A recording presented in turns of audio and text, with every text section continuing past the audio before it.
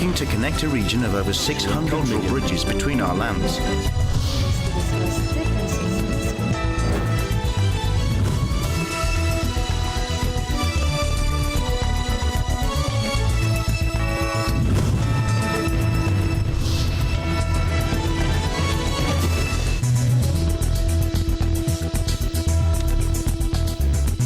Good evening, I'm Alma Angeles, and you're watching ASEAN in Focus on tonight's headlines. The truce between Israel and Hamas entered its fourth and final day, with the militant group saying it's willing to extend the pause after freeing more hostages, including a 4-year-old orphan in its attack. After being detained by Hamas for weeks, the sister of a Thai prisoner who was freed expressed both relief and shock that her brother will soon be going home. In a display of growing assertiveness in the South China Sea, Chinese military aircraft shadowed Philippine aircraft participating in joint drills with Australia. The incident occurred over the weekend in the West Philippine Sea, highlighting the ongoing territorial disputes in the region. Bangkok's vibrant streets and markets are aglow with the 6th edition of the Awakening Bangkok Light Festival.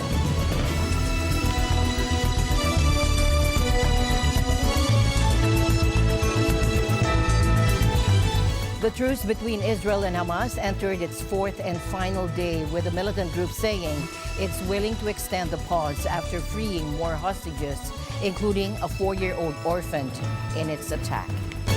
On Sunday, the third day of a truce after 7 weeks of fighting, a fresh batch of Palestinian captives was released, concurrent with the liberation of Israeli and foreign hostages from Gaza.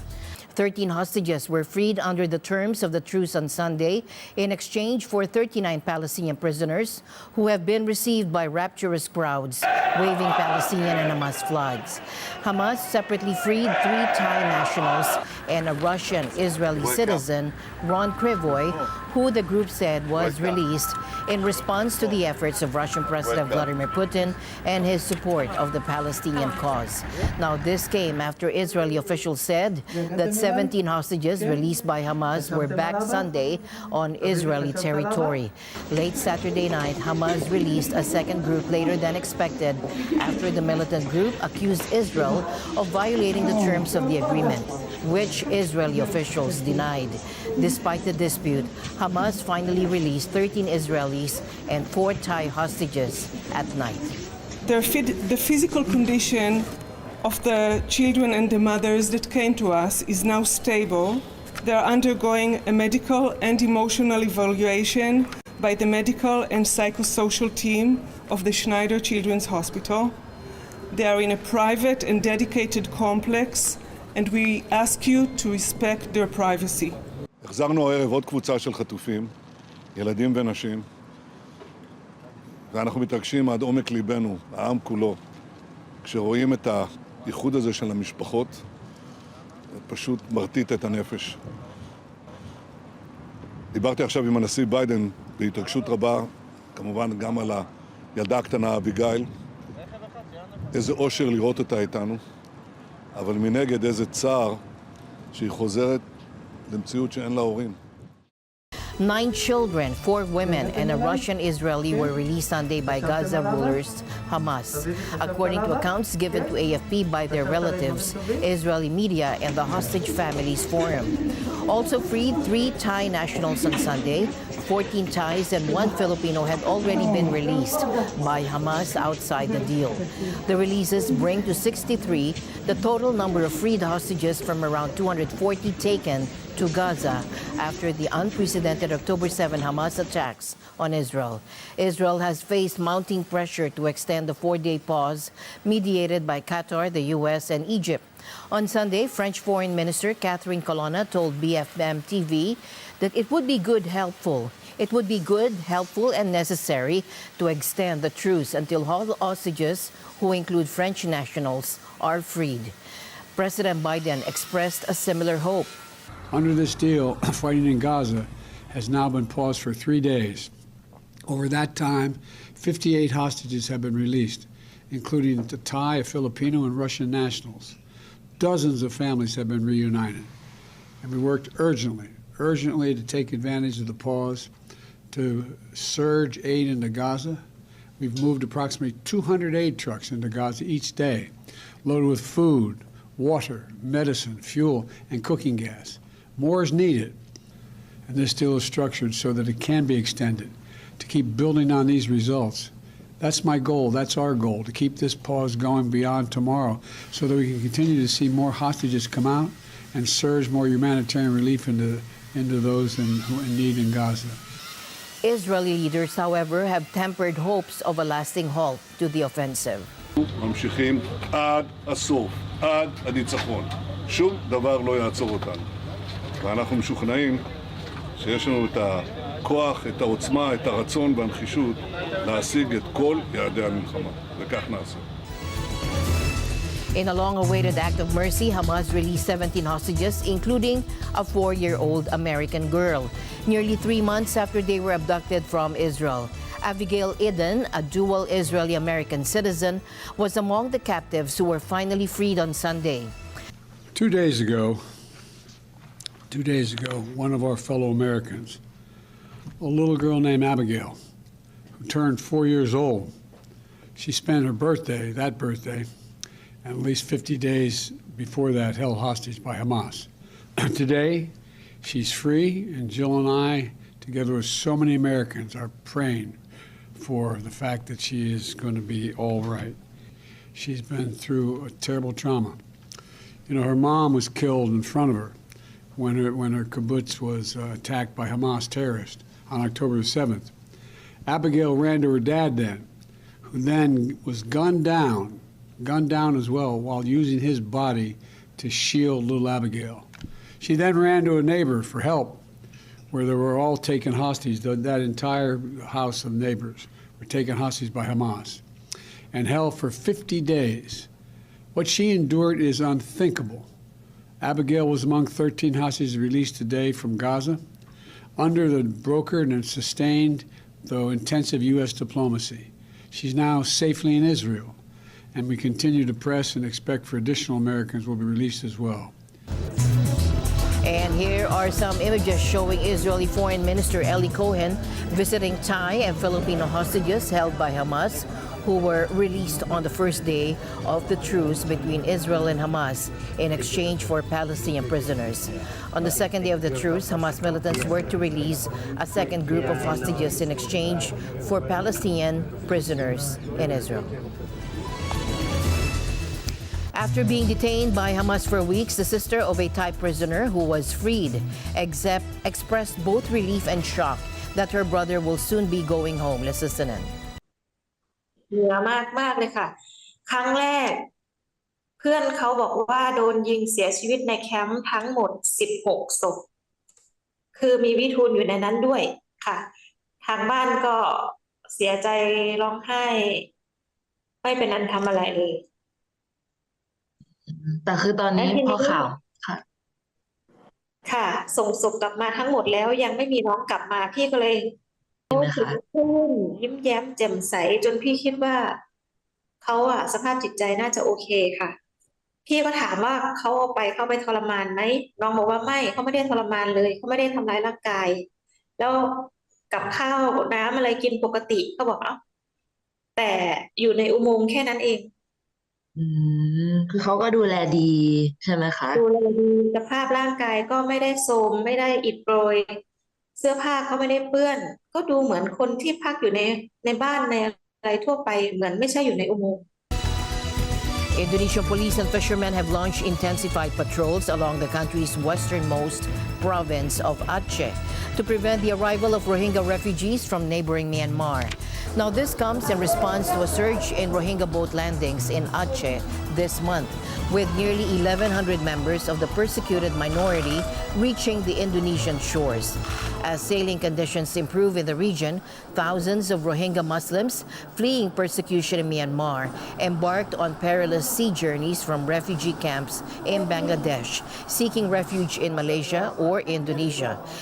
আমরা গেছিলাম পরশুদিন যাই আমাদের একটা রাস্তার আছে না রাস্তার ভিতরে একটা ঘর আছে বাড়ির মধ্যে ঢুকে আমাদের বলছে বাড়ির ঢুকে আমাদের বলছে কালকে তোমরা ট্রলার তুলে দেবো এরকম বলছে আমরা যখন নিয়ে গেছিলাম আর দালাল থেকে আমাকে বিক্রি করে ফেলছে মাথা কেন তোমাকে বলছে তোমাদেরকে মায়ের মা দিতে হবে স্বামীরা আছে স্বামীরা দিতে হবে এরকম বলছে আমাকে আমরা বলছি আমাকে মার ফেলে আমরা সামলে যাবো না আমরা ফ্যামিলি নিয়ে আসতে আমরা যাবো ইন্দোনেশিয়া এরকম বলছি These voyages are often undertaken in flimsy boats, exposing the refugees to immense risks. In response to the recent influx of Rohingya arrivals, East Aceh police have implemented round-the-clock patrols. Experts have expressed apprehension that Indonesia may follow suit in toughening its borders against Rohingya refugees, echoing actions taken by Malaysia, Thailand, and India. আজ আমার কিনা গরি ফেলা দুই মতো এর মতো বিল 20,000 আর মতো 40,000 টিয়া আর আর কি বাসারে হানা হাবাই বল লাগি আগো জন নাকি বাসারে হসর কিনি দিম হিয়ান বদাজ গই না ফের আটটি আয় না কই দুধ বদাজ গই না ফের যাই গই রাশন বেশি আর কিছু করি না পারি সল দে দাজ না ফিরে 10 কেজি আর তুমি পুরা আর ফোন দিয়ে ওষুধ কই জন্য নাকি হর কিনি দিম হিয়ান আল্লাহ জারি না While many ASEANINFOCUS residents have expressed sympathy towards the plight of their fellow Muslims, some have voiced concerns about the strain on resources and potential conflicts with locals. Indonesia, not a signatory to the UN Refugee Convention, maintains that it is not obligated to accept refugees from Myanmar. In a growing display of assertiveness in the South China Sea, Chinese military aircraft shadowed Philippine aircraft participating in joint drills with Australia. The incident occurred over the weekend in the West Philippine Sea, highlighting the ongoing territorial disputes in the region. Despite the shadowing, the Philippine Air Force's A-29B Super Tucano was able to complete its mission as planned. This incident serves as a reminder of the potential for conflict in the South China Sea, where multiple countries have overlapping maritime claims. Adding to the tensions, the U.S. Navy destroyer USS Hopper conducted a freedom of navigation operation near the Paracel Islands, challenging China's excessive maritime claims. The Paracel Islands are a potential flashpoint in the South China Sea, with China, Vietnam, and Taiwan all claiming sovereignty over the archipelago. Nearly 10 years after the heartbreaking disappearance of Malaysia Airlines flight MH370, a Beijing court is set to begin compensation hearings for the families of the Chinese victims who perished in the tragic event.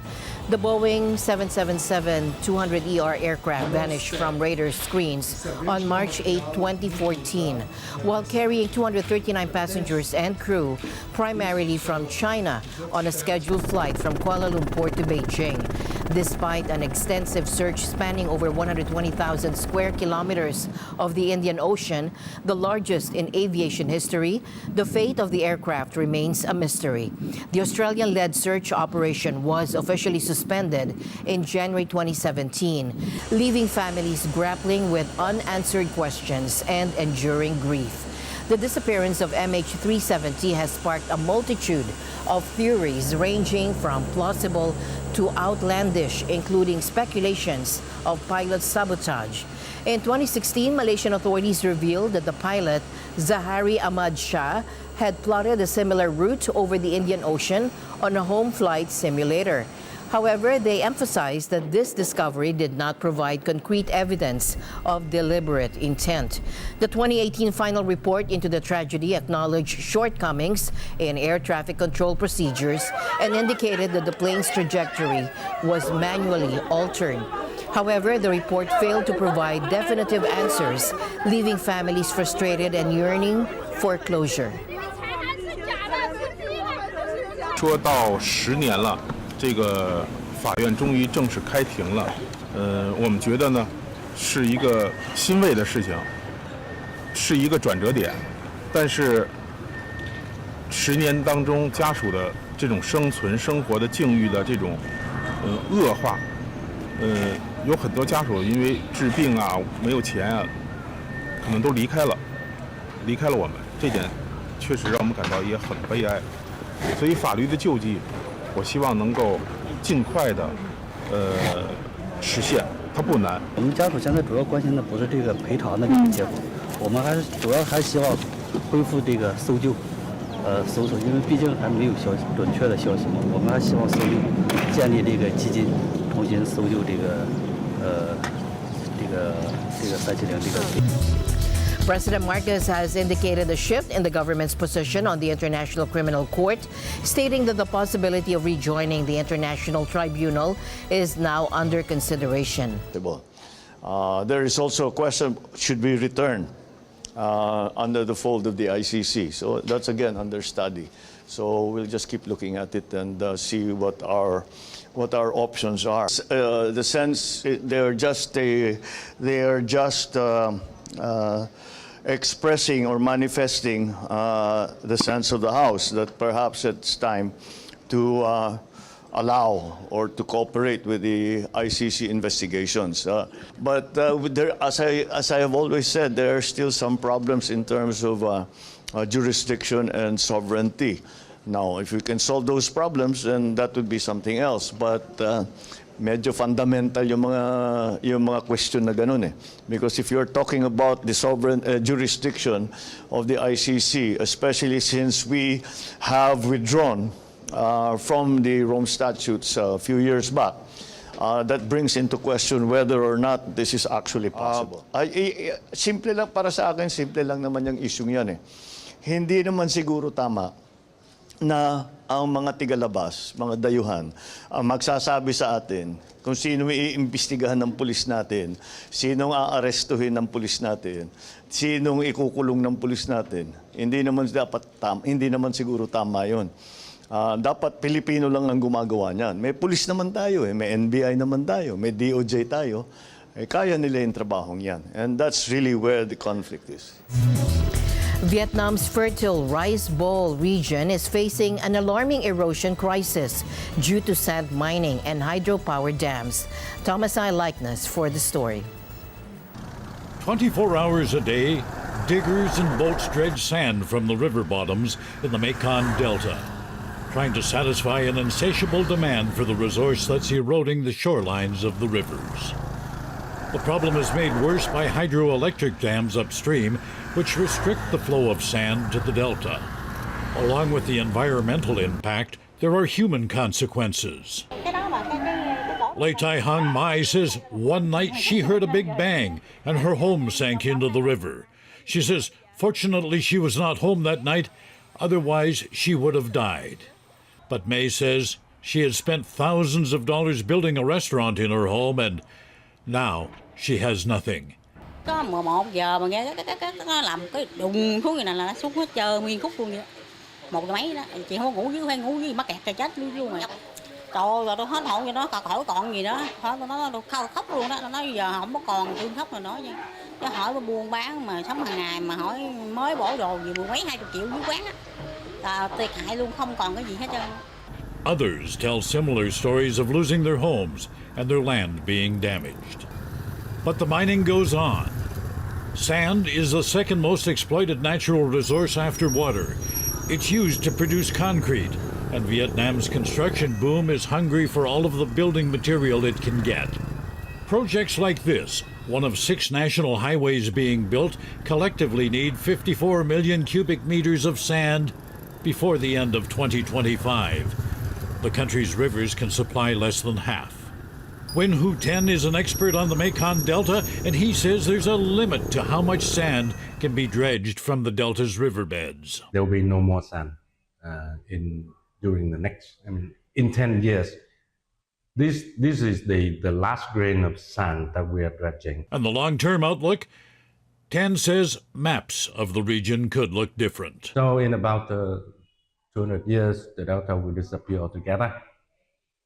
And we will have to rewrite our geography books, and it's difficult to imagine Vietnam surviving, existing as a state without the Delta. It's not an end that people who live here want to think about. This region, also known as Vietnam's Rice Bowl, has been their home for countless generations. And now they watch their land being eroded away, leaving them with the prospect of having no place to go. Thomas I. Likeness, correspondent at large, Eagle News. We live in extraordinary times. After captivating audiences with its portrayal of Queen Elizabeth, its reign, Netflix's award-winning series The Crown concludes its final season, delving into a chapter of British history that remains deeply sensitive, the tragic death of Princess Diana.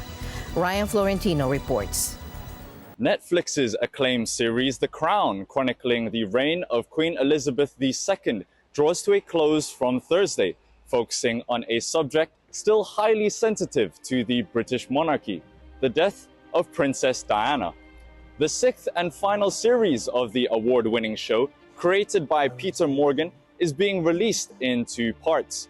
The first 5 episodes will premiere on Thursday, followed by the final 5 on December 14th. The drama covers the UK's late Queen's journey from her 1947 marriage to Philip up to the early 2000s introduction of Kate Middleton, the current Princess of Wales. The final season notably recreates Queen Elizabeth's rare live televised address from Buckingham Palace on September 5, 1997, paying tribute to Diana and addressing the widespread public grief. Yeah, of course it was utterly daunting and a huge challenge and a huge privilege. So all of those things had to be taken on board, and then you have to spend quite a bit of time processing that, and then that has to go away, and then you head down into the script, into the preparation, and to the research and everything else that goes with it. Did you have to? I've never played a part who's still alive, and your research goes on every day on the TV and the newspapers that you see him and online. And there's a few things that we've all witnessed since he became king, which have been such interesting character tells. That it's just made it even more fascinating, and I just love the guy, so I could watch him, and I think his life is so interesting. I couldn't have done it without Khaled, who plays Dodi. I think the two of us just held each other through that. Some days coming to work was incredibly painful and sad, and you just have to keep in the front of your mind the responsibility you feel to tell the story as honestly as you can. So that's really what gets you through, the weight of it, yeah. How many Arab characters can you think of in film who you get to know and who then die, and because you've fallen in love with them, you mourn them? So few, despite the number of Arab bodies who have died over my lifetime, been murdered and slaughtered in war and so on. And that's also one of the reasons why I have this on my hand. Reporting from London, United Kingdom, I'm Ryan Florentino. Stay alert, for we live in extraordinary times. Acclaimed British singer, songwriter Bruno, captivating audiences worldwide with his tour of Planet Earth 2023. The tour, which kicked off in September, is a mesmerizing journey through soulful melodies and heartfelt lyrics, showcasing his artistry on the global stage. Erica Celestino reports. British singer-songwriter Bruno Major is on his Tour of Planet Earth 2023 concert tour. The tour started in August 2023 in Asia and is set to finish in Australia next year. His last tour took place in 2018, so his fans look forward to see him perform live once more. This tour is in support of his new released album, Colombo. With excitement, he is back in the United Kingdom, specifically in Bristol, Glasgow, Manchester, Birmingham, and finally, his final stop in the country was London. The concert was full of attendees and Major sang Just the Same, Home, Old Fashioned, Regent's Park, Nothing, and other songs, accompanied by the fans who were ready to sing along. From Birmingham, United Kingdom, this is Erica Celestino. We live in extraordinary times. Bangkok's vibrant streets and markets are aglow with the 6th edition of the Awakening Bangkok Light Festival.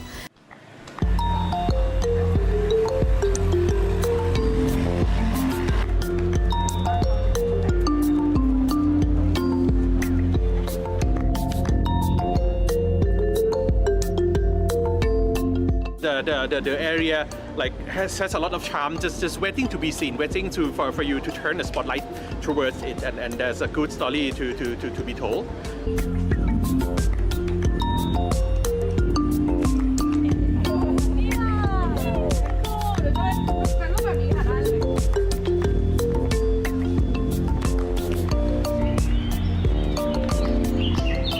Well, like every area that you walk to, there would be many places that has like generations of stories. So we're trying to having the artwork this year telling the story of each neighborhood.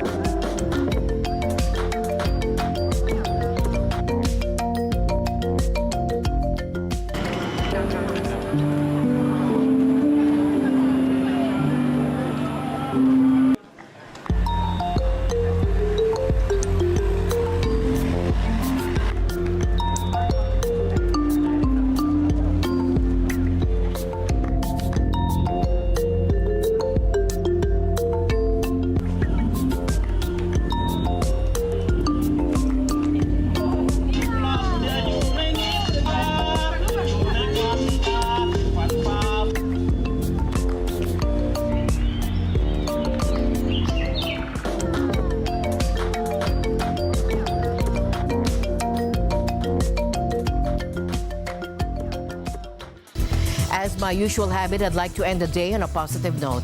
Let's encourage and build each other up so that no one is left behind. And that's it for tonight's broadcast. I'm Alma Angela. Stay in the news because we live in extraordinary times. Good night.